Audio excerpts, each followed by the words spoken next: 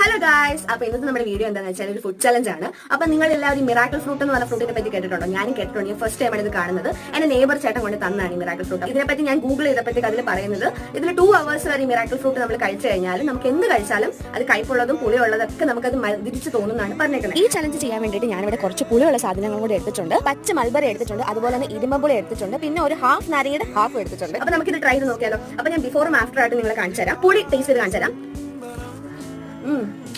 നല്ല പുളിയാണ്. ഇനിയിപ്പോ ഞാൻ നമ്മുടെ മിറാക്കിൾ ഫ്രൂട്ട് ട്രൈ ചെയ്യാൻ പോവാണ്. കാണുമ്പോഴത്തേക്കാണ് ഒരു പൊടി സാധനമാണ്. ഇതിന് ഇത്ര വലിയ മിറാക്കിളൊക്കെ അറിയില്ല. കഴിച്ചു നോക്കാം. മിറാക്കിൾ ഫ്രൂട്ട് നമ്മൾ കഴിച്ചിട്ടുണ്ട്. ഇനിയിപ്പം ഫസ്റ്റ് ടേബിൾ പോകാം. നാരങ്ങ എടുക്കാം.